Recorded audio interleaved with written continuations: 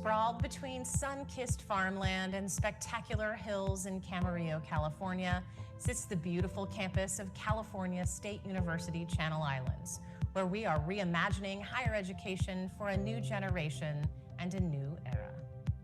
Our mission is rooted in the belief that higher education transforms lives and the advancement of knowledge enhances the common good.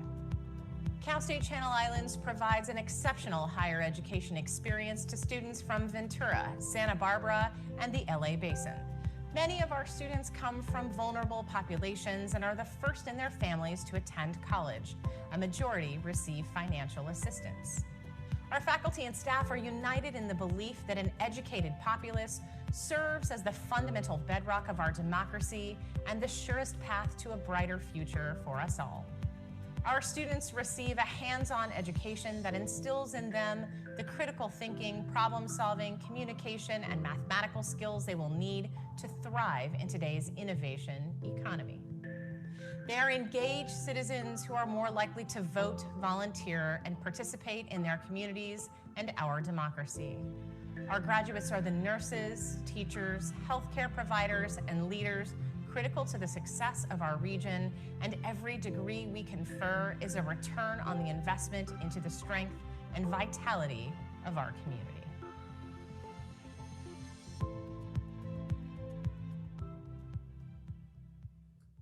Good afternoon, and welcome to From Change Opportunity, a webinar series brought to you by CSU-CI Foundation that highlights CI's continued efforts to reimagine higher education for a new generation and era. My name is Neil Kreisel, and I'm a friend of the university and radio show host at AM 1290 KZSB. Russell Bradley, CSU-CI's Santa Rosa Island Research Station Director, will join us shortly. Before we jump into our discussion, the Santa Rosa Research Station, a world of discovery on one island, I'd like to point out a few housekeeping items.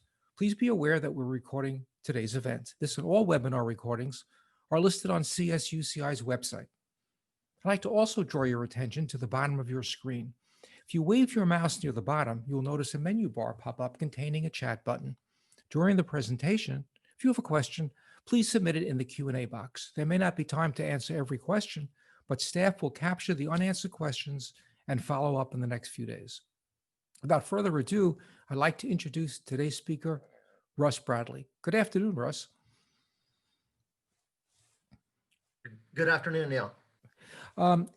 I guess the time difference in you saying hello to me is because the island is 26 miles away. Is that right?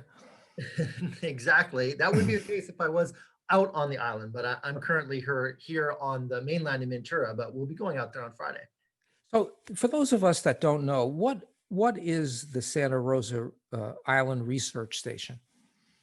Well, the Santa Rosa Island Research Station is a very unique cooperative between our university, California State University Channel Islands, the newest and smallest of the CSUs, and the National Park Service. So what this is there is a cooperative agreement that exists between the Park Service and the university, so that since 2014, we have operated a facility on the island, which is really about creating transformational experiences for students, for the larger community, to really bring our students and other parts of our community, a lot of people who may have never experienced the Channel Islands before or never experienced, a wild environment with the type of natural and cultural resources, and giving them the opportunity to visit the island, to stay overnight at the island as part of our facilities, to learn, to do research, to do education,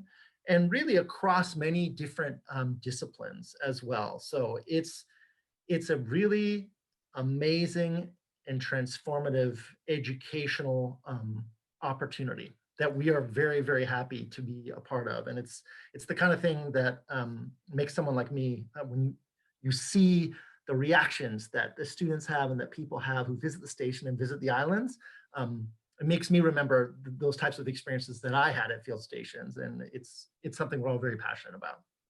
And some call it the Galapagos of the North Pacific. Yes, indeed. The Channel Islands is a very unique, group of islands. There's 8 of them, and then 5 in the northern Channel Islands that make up the Channel Islands National Park. And they're they're called that. They're called the sort of the Galapagos of the North Pacific or Galapagos of California because there are a lot of very unique species, what call endemic species that are only found within the islands or on certain islands. Um, so there's incredible biodiversity. That is one of the amazing things about the Channel Islands is the really unique biodiversity that's there. So one of the interesting things I always thought about the islands is when you ask someone where it is, they just say, "Well, it's right out there." Mhm. But it wasn't always right out there. Wasn't it down near San Diego at one point? Yes, we have to think about the islands that we see today and that how they have been shaped through time. And yes, through changes and movements of the Earth's plates, through changes in different glacial periods, um, and changes in sea level. The islands were much closer to shore in the past and were much larger. Santa Rosa Island and all 5 of the North Channel Islands were all one very, very large island just, 7,000 years ago or so. So it is, they've changed rapidly or they've changed throughout time. And there's been incredible natural resource change and human change that has accompanied that. How was the research station started? Well, it was started in 2014 with led up by the first director of the research station, Dr. Kaz Hanna, and some folks with the University and the Park Service, some that I saw here on the call, people like Dan Wakely, people with the Park Service, Superintendent Russell Gallipo, and others who I think really saw an opportunity for the creation of this partnership with this first public university in Ventura County. And it's very important to point out that these types of research stations within national parks and under on national park land and in national park buildings are tremendously rare. There's only about 10 or 11 of them in the US. And the fact that our little CSU, the smallest and newest of the CSU, has one is extraordinary. And what's your relationship, speaking of the National Park Service? Do you have a good working relationship? Do you do work together with them? Absolutely. We have a very strong relationship with the Park Service, working with them closely. I think Ken Convery is on this call. He's our the Chief of Natural Resources at National Park. He's our main contact. We work closely with natural resource research that's happening at the park, with various education programs, with work that's happening with cultural resources at the park, and just trying to be good partners and stewards. Working closely with the park as they manage resources and manage people's use of the island and plan for the future. We have a very, very strong relationship, and they're our biggest partner. And what kind of programs? Who attends these programs at the research station? Is it just our students, or is it open for everyone? Yes, it is. It is a large group. So traditionally, about half or little over half have been CSUCI students. A lot of them as part of class programs and also within student research. And one of the unique things about certain funding opportunities that are available at the university, particularly in this program called instructionally related activities, allow funding basically for these students to be able to visit, to come to the island. A lot of these students who would not be able to afford that normally. So we have students doing research, doing classes across many, many different disciplines. And then we also host high school students, middle school students. We have a unique partnership with a program called BWED, which is called Bay Watershed Education and Training, where we are working right now with a middle school in Santa Paula to do watershed education and really helping students and a lot of underserved students to understand the link of their own watershed down to the ocean. So there's middle school and high school groups, and there's also a community group and service learning involvement as well, along with other universities, graduate students. basically we need to, just manage our use and have use that supports our mission. But it's a very diverse group of users.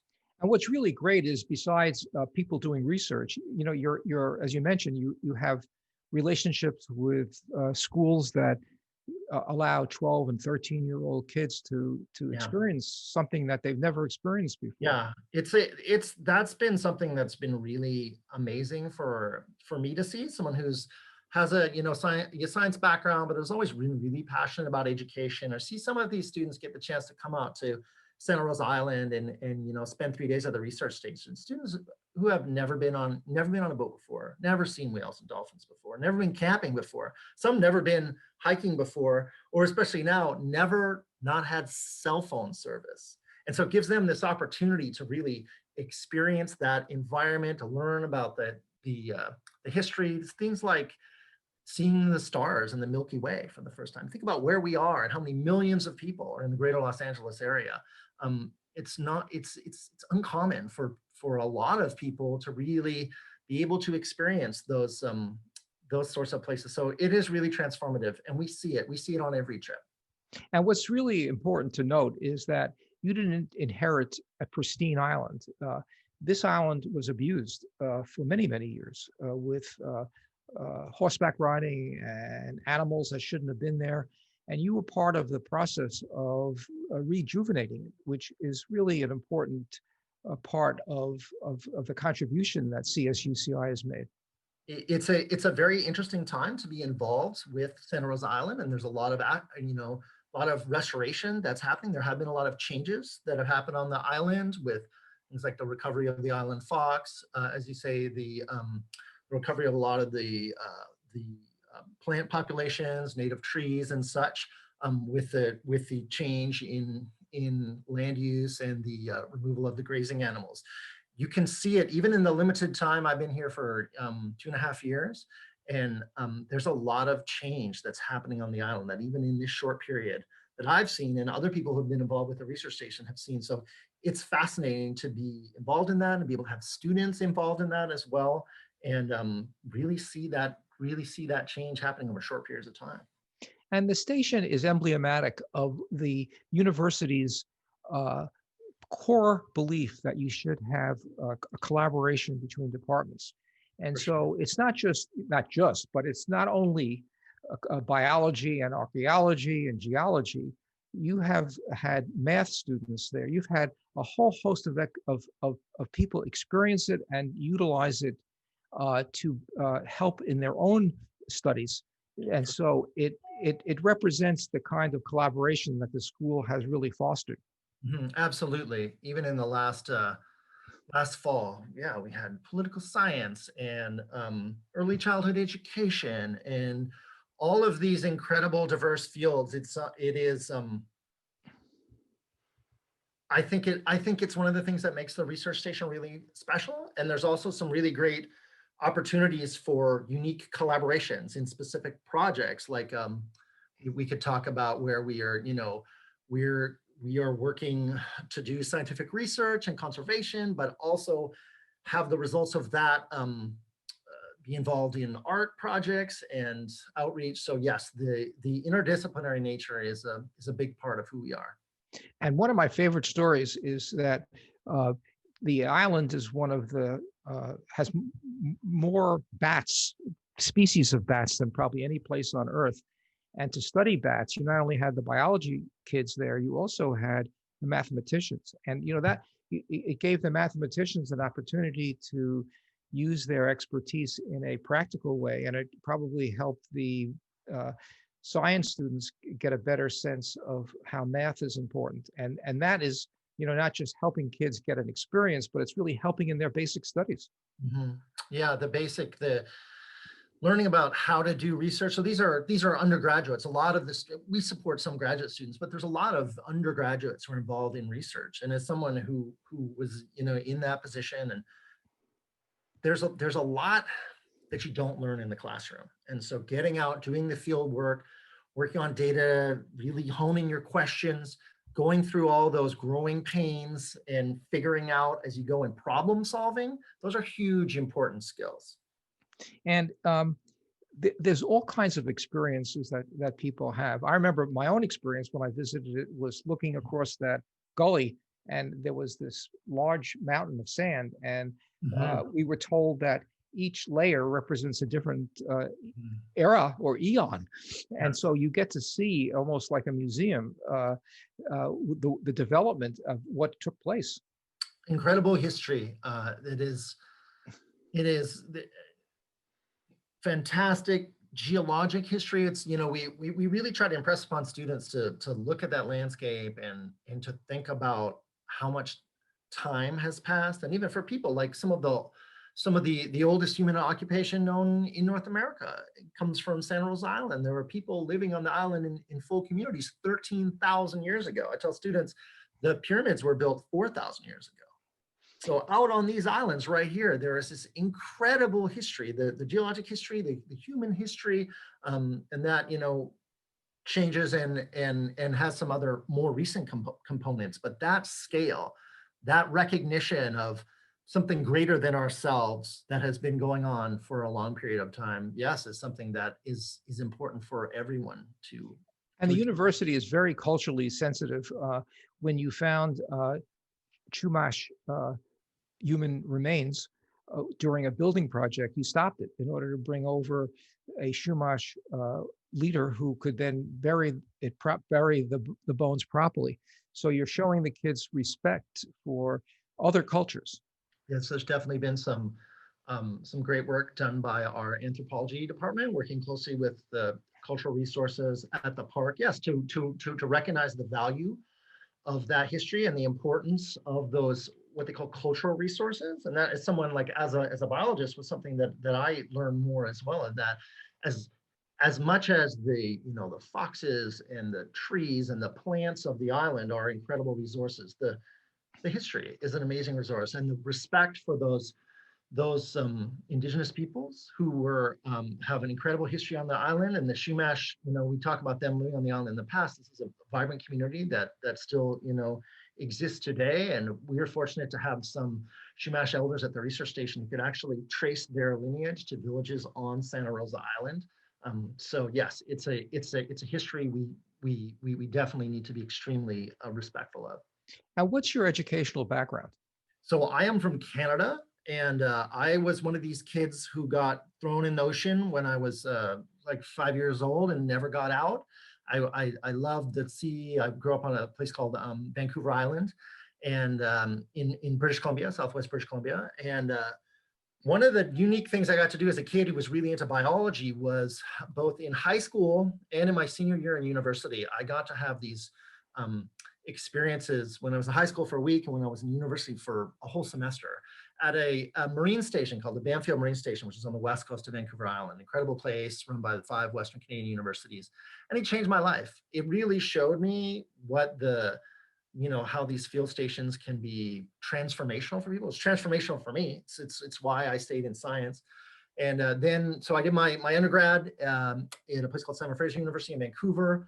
I went and got some experience doing different field work in California, Northern California, a place called the Farallon Islands, west of San Francisco. I worked on the East Coast. I worked in Hawaii for a bit. And then I wound up going back to Canada, did my master's degree there, worked on one of the biggest conservation projects in Canada at the time, work on these seabirds called marbled murrelets that live in the forest, in the old growth forest, was very involved in that. And then I wound up coming back down to California, and I spent 17 years at a nonprofit in the Bay Area called Point Blue Conservation Science, used to be called Point Reyes Bird Observatory, as a biologist and then a program manager on the Farallon Islands, which are these islands 30 miles west of San Francisco, biggest seabird colony in the contiguous United States, huge seal and sea lion colonies and such. And so there I gained a lot of experience working with,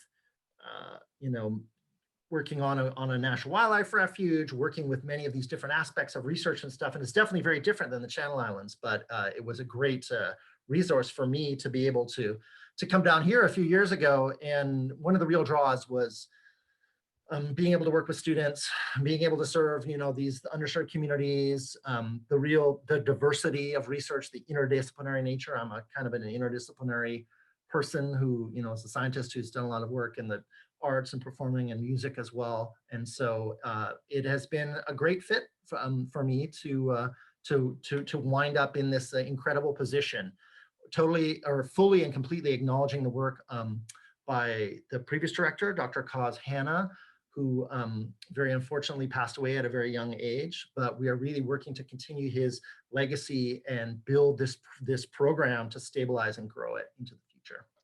So when you stand on the pier and Mhm. watch the boat land with Yes. new students Yes. or new young kids, Uh-huh. and you look at them, Mhm. and they have probably a wonder in their eye, Yes. and then a week later or whatever is 5, 7 days later, they Yes, go yeah. back. What are the experiences that stand out in your mind that these kids and students have been able to get?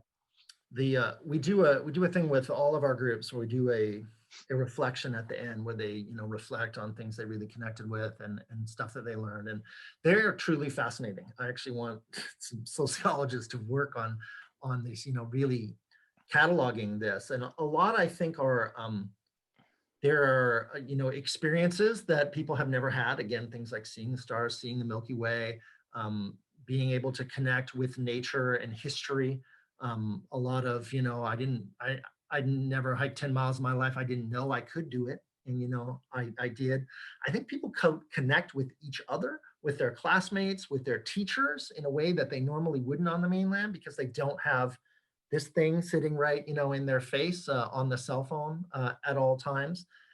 I think people understand or realize the incredible, wildness and resources and places. A lot of these students, I think, don't even have a concept that these sorts of places exist, and that they're their places, they're their public lands, and that they're, that they are as they have as much right to be there as anyone else. And so I think it is, most students are really blown away. They're really connected with each other, and they have great memories of experiences they've had and things they've seen. What are the highlights do they tell you that they saw on the island? Are there particular highlights? A lot of students really like to see the island foxes, for sure. Some really like to be being involved in research, helping with restoration projects and such. And actually, with the pictures, we could pull up a few of these that we're able to show. Like, why don't we pull up picture number? Let's do a few. Let's start with number 3. We're going to go 3 to 7 here. So why don't we look at pictures and we talk about student experiences here. I think number 3, let's start with that. If that comes up, is student research. There's some students who are really passionate about getting the opportunity to get out and do, do actual research on the islands. So yeah, here we have some of our recent students who are working up in the Bishop Pines groves, and they are, measuring trees and such. So a lot of some of the science students, okay, we got to actually go out and do real science and be responsible for these research projects, these capstone projects that they work on. Let's go to number 4. And this is the stars. So this is we have some of our physics professor and students helping us set up some astronomy equipment. We actually just got set up so that people can look at the sky. You wouldn't realize this, but when there are those moon-free periods, I'd say 25% of the students, their most memorable experience is seeing stars and seeing the Milky Way and the galaxies in ways that they never have, because there's so much light pollution in the greater Los Angeles area. Let's go to the next, let's go to number 6. We'll do 6 and 7. So let's go to number 6. These are students who are hiking this Cherry Canyon Trail. That's a very memorable, it's a very well-hiked trail on Santa Rosa, but we do it with most of our groups, and we give the opportunity for the students to spread out and actually hike the first part of it silently. And for a lot of the students, that's a huge memory of theirs. They have this 20 or 30-minute hike up this big hill where they're spaced out and they're not looking at their phones and they're not saying anything and they're not listening to music. They're observing what's around them, observing themselves, and that is a huge experience. A lot of students talk about is that opportunity to really feel like they're part of an environment that isn't, you know, artificial or mainland based. And we'll do one more picture, the next picture there, number 7. And this is some students that are helping with a restoration project. So we call the Cloud Forest Project. Up on some of the ridges, we're helping to restore some of the native vegetation on the island. And these are students that are part of this large thing. It's called a wattle that they've built, and it helps retain moisture from fog that blows onto the island. And a lot of students who get the opportunity to participate in this, what we call service learning, are really passionate about that. These are some environmental communication students from CI, and the feeling like they have helped in efforts to learn more about the island and to restore the island. A lot of students are really passionate about that. So it's probably good for the pictures for now, but those are many things that students talk about. And it sounds like the fact that you're there so much hasn't taken away any of the enthusiasm. You give that sense that you love it. Special place. I mean, these types of islands, I've been fortunate enough to live and work on islands most of my life, and I'm an island addict, and I'm sure a lot of the people watching here are as well. And it's not for everyone. Like, you know, we would talk about on the Farallon Islands, which are very windswept. For some of us, it's the most, you know, we couldn't imagine being in a better place. These isolated spots that are so unique. But for other people, and you read some of the historical journals of some people who are stationed on these islands in various capacities, and they were not fans because of that isolation, because of the disconnection. So yes, I'm always passionate about it, and passionate about what you talked about, seeing those kids, those people who haven't had those experiences, get them, and those eyes opening, and the opportunity to spend a few days, where sometimes it takes a few days to really hit those moments. So yeah, it always makes me very happy and feel very rewarded and engaged that I've helped to give people some experiences which can really, in some ways, change their past, change their lives. And because of COVID, are you still letting people on the island? Yeah, so there are, the COVID-19 has had a huge impact on our on-island programs. We were really in the stage last spring to ramp up. Our program has 4 staff now. We were going to have, you know, really big spring programs and summer programming coming into this fall, and that has not happened. The use of the station is down 99%. There are this fall, basically, during COVID time in the summer and fall, we've had very limited access of our staff to maintain facilities and do some very core field work for research projects.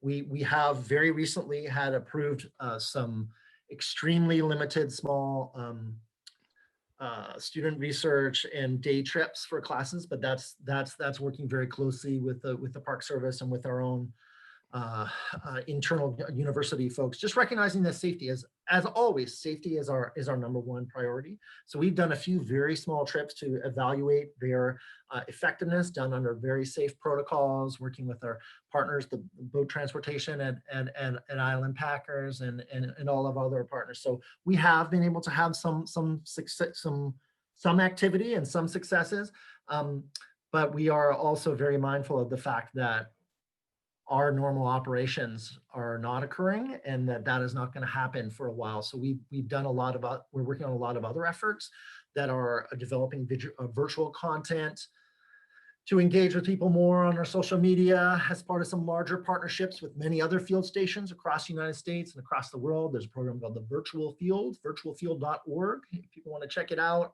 where there's an incredible amount of resources and ecosystem exploration videos and stuff. For a lot of these remote places, it's very hard to access during COVID. So yes, there have been very, very big impacts, but we are very fortunate that we've got a lot of support from the university, and it's my role to really help keep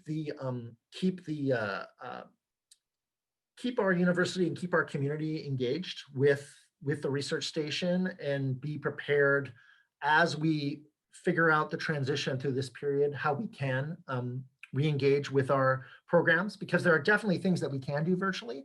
And then there are other things that are really based on that transformational experience. And the park is still open, and there still are opportunities for people to visit the park. There's, restricted numbers on the boat transportation and such, but yes, there have been very big impacts. So if someone involved in the CI community wanted to visit the island, do they have to go to the Packers, and do it, or is there a way to do it through the university? Yeah, so through the university, there's a lot of under quote unquote normal circumstances, the class trips, student research and capstone programs. We were even going to do a trip. Was going to come up with our Osher Lifelong Learning Institute. That's for a lot of folks who are more mature students. So there are those opportunities. I think the greatest thing, if people are really interested, is to go ahead and contact our office, contact me. Just look up Santa Rosa Island Research Station on the website.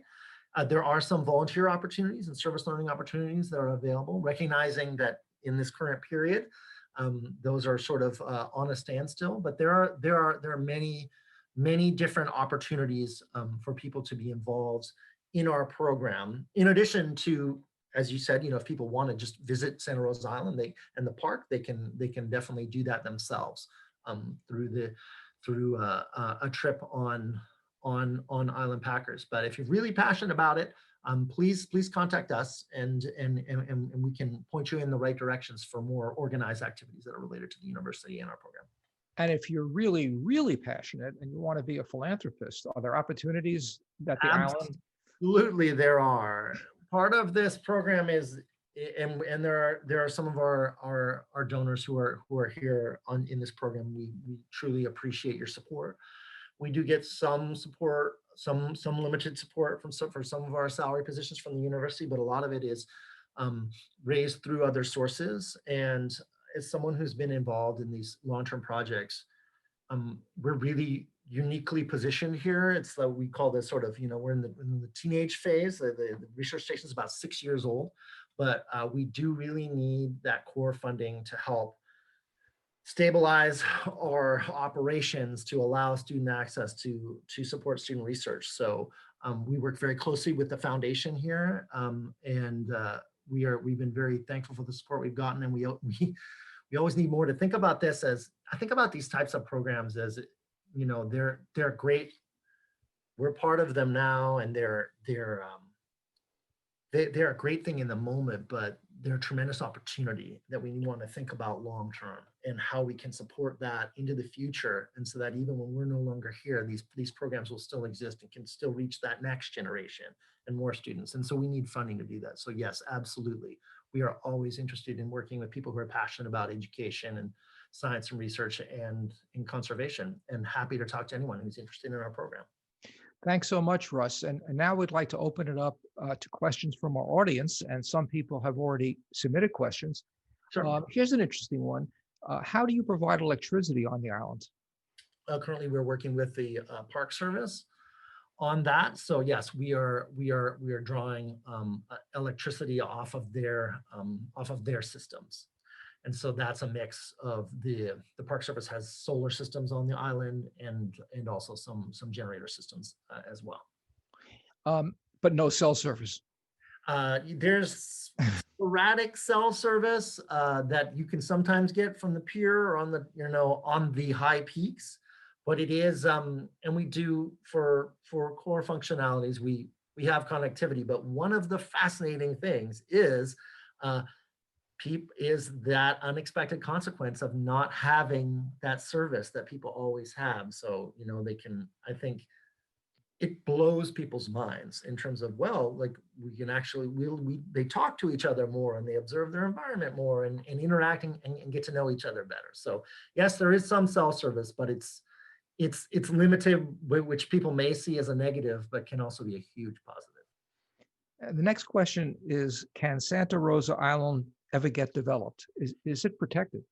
So part of the Park Service's management plans involve, obviously their core things are protecting and stewarding those natural and cultural resources, but also allowing, visitation and use. And we're working with the Park Service on that long-term planning. So there's definitely going to be probably some increased use of Santa Rosa Island, but in terms of development of say in a private way or in a corporate way, that's definitely not the case. And that's why the fact that the island is a national park is very different from the past when it was owned as private property. And another important thing to point out is that most of Santa Rosa Island is now being managed as wilderness, federal wilderness, what I call capital W wilderness, which is specifically laid out in the Wilderness Act, which means that it is, to be preserved, and any human impacts are, require even greater levels of evaluation and assessment. So I don't think Santa Rosa Island is there. there's any chance of it being fully developed anytime soon. Next question is, what kind of mammals are on the island? So there are obviously probably the most common mammal that people see on land are the island fox, which is this incredible recovery story. There are deer mice. There are many bats. There are actually many seals and sea lions. And someone who has worked with marine mammals for a long time, those like seal populations, like elephant seal populations, are very much increasing on Santa Rosa, particularly on the south side of the island. So you have those, and the island surrounded by those large local dolphin and whale populations as well. The next question, how can we get involved with the research? Well, I think connecting, or you can find my email if you search Santa Rosa Island Research Station, you can contact me. There are things on our website too about people who are interested in research, the research proposals, but go ahead and contact us if you're interested in potential volunteer opportunities. For students who are interested in research, we have a lot of students doing their capstone projects. We also support a lot of internships that involve both island fieldwork and then island related data. So I think the easiest way is to just get in touch with our program. You can go ahead and get in touch with me directly. You can find my email at our website, Santa Rosa Island Research Station. And the final question from our audience is, what is the future of the research station? Well, I think the future of the research station is bright. We're really working to, stabilize things initially, and then COVID has even made that more of an issue of recognizing that we're going through this really unique phase, and all this use that we were planning has gone away. How do we stabilize? How do we get back there? So that is the short-term plan for the research station, is really to stabilize our efforts, and then we're working closely with the Park Service about long-term planning and really thinking about this as a long-term program, and what that means in terms of potential increases in capacity, potentially as per the parks management plan, a possible other site for the research station that may be part of the long-term planning for that historic ranch area. But there's a very strong commitment from both the university and the Park Service to the research station. And we want to see that as a vibrant, educational and research program for many, many, many decades to come. So I have a final question, although based on your enthusiasm, I think I know the answer. Do you ever get bored out there and lonely? No. I mean, one of the unique things with this position is that we're not out there for huge stretches. I spent 5 months on a remote atoll in the Pacific, so we're out for shorter periods. But there's always something new to see. Be it the way the waves are breaking on the beach, or sunrise, or we are fortunate in some of the work that we do with this marine debris surveys and removal to get to some very remote parts of the island and see that. So no, there's always something new. I always say in this kind of work, when you're out on islands, if you think you've seen everything, you haven't. And every single day, there's always something else out there that is going to inspire you, that is going to humble you, and is going to force you to learn. And so there's always no shortage of that. Well, we're out of our time. And Russ, thank you for speaking with us today, but thank you for all you do. And your enthusiasm is driving me to make my third trip out to the island now. You should. Love to have. And for everyone that was listening, we value your feedback and invite you to participate in a short survey, which will pop up on your screen immediately after you exit the webinar. Today's webinar is the last of our series for the fall semester. Thank you again for joining us and have a great afternoon.